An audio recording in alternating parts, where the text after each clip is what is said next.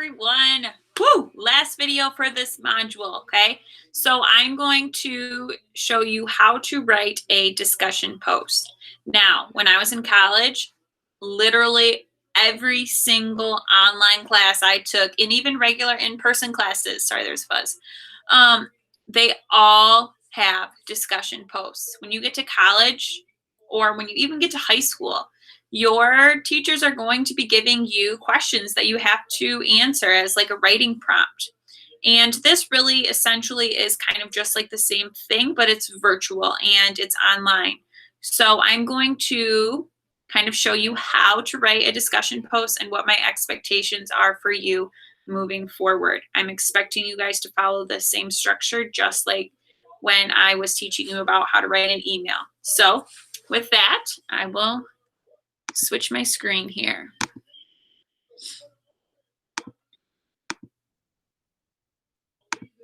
Okay, so we are in screen sharing mode. Now, this right here is your first discussion question.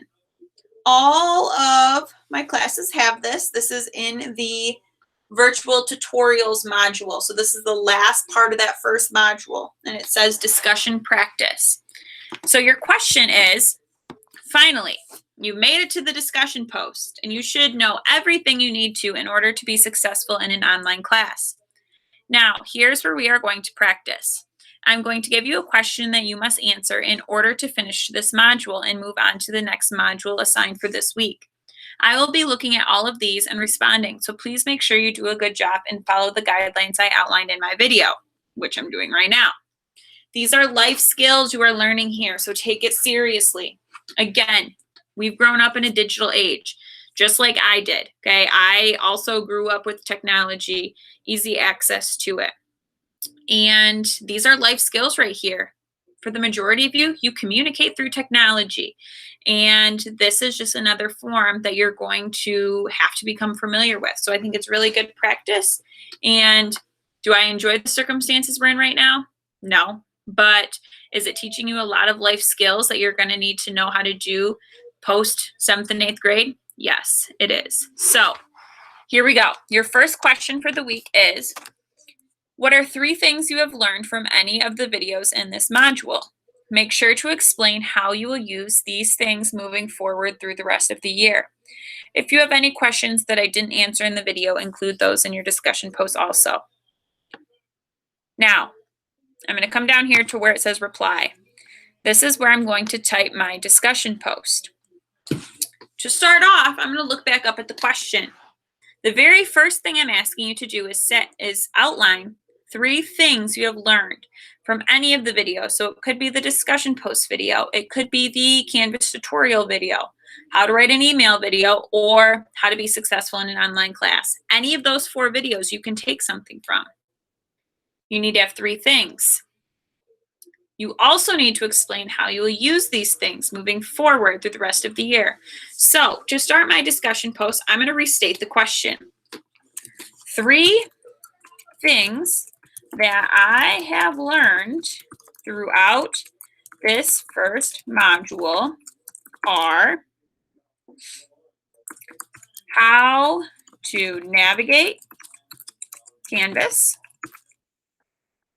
the steps to writing a professional email, and the process for writing a good discussion post. So I've answered that first question. Is that enough though to answer the entire thing? No, absolutely not. Guys, when you're writing a discussion post, you need to be aiming for at least 5 or more sentences. All of your discussion posts should be at least a paragraph. So this right here is my topic sentence. I'm outlining the 3 things that I've learned. Now I need to take it one step further and explain these things. How will I be using these things in this online learning type setting? So how I'm going to start this. Next sentence. Let me see. It is important to be able to navigate Canvas because this is the learning platform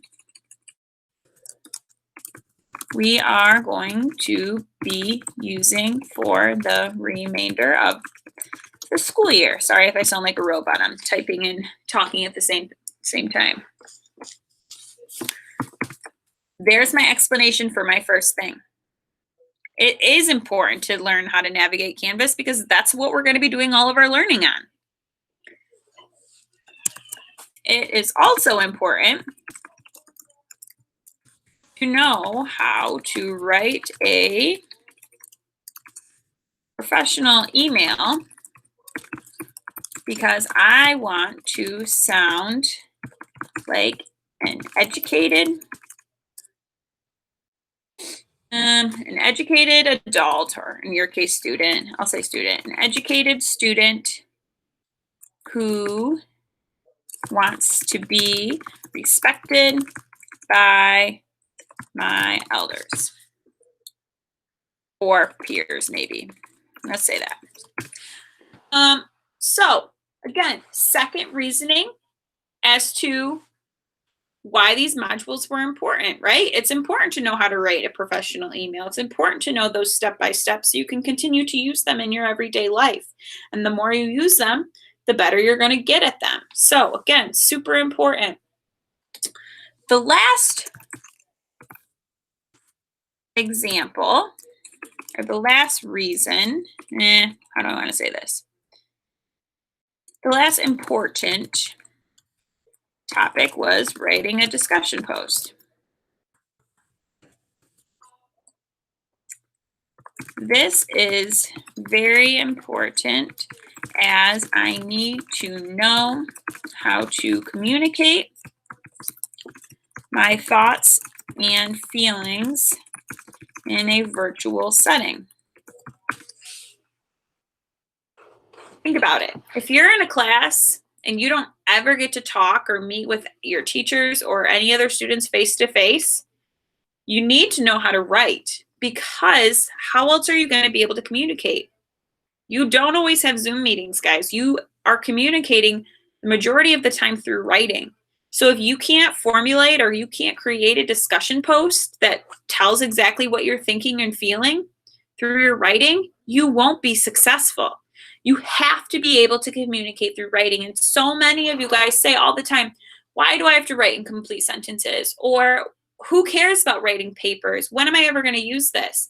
You use writing every single day to communicate what information you need to, whether you're writing an email, whether you're writing a paper in college, whether you're conducting a meeting, a business meeting, maybe over a virtual setting. A lot of you aren't going to be having face-to-face meetings in the future because a lot of things are going to be virtual. So writing is a huge key to being successful in life. My dad's a farmer, right? He uses writing every single day. He has to write records and keep records of things that he's farming. And he has to make sure he's precise in those records because if he's not, then he gets messed up each year. And then maybe his fertilizers, we're going organic, so we don't spray fertilizers anymore. But maybe his chemicals, I mean, if he didn't keep track, that could be off and that could wreck an entire year's crop. Now, since we're organic, we put fish oils on our fields. If we don't do the right things, I mean, if we don't keep track of that stuff, things get messed up. So it's super important to be thorough and precise in your writing. And that's why we're practicing right now with these discussion posts, because it's helping us to explain our ideas, be thorough in our ideas, be precise in our ideas, and really get our message across the way we want it to. So I've answered my initial question. The second thing I asked is if you have any questions that I didn't answer, include those in the discussion post. I made the videos, so I don't really have any questions. So I'm just going to put, I do not have any questions at this time. If you do have a question, that's where you're going to write it, okay? Right there. Now, I kind of jumped ahead a little bit.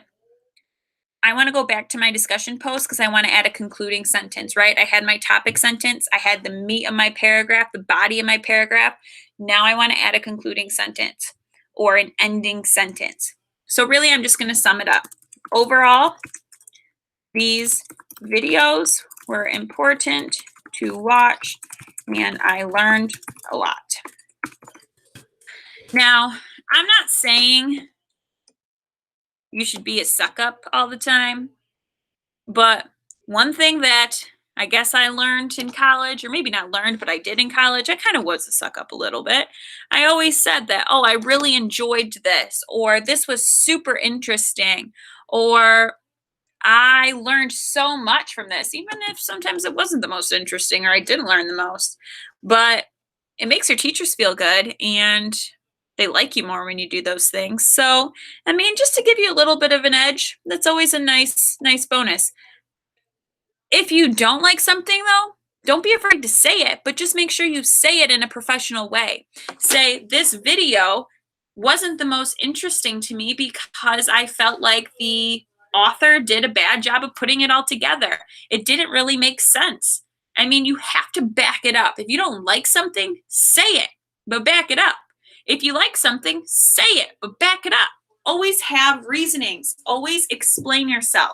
That's the biggest part in online learning or digital learning, or really any learning in general, even face-to-face. You always have to back up your point, argue your point.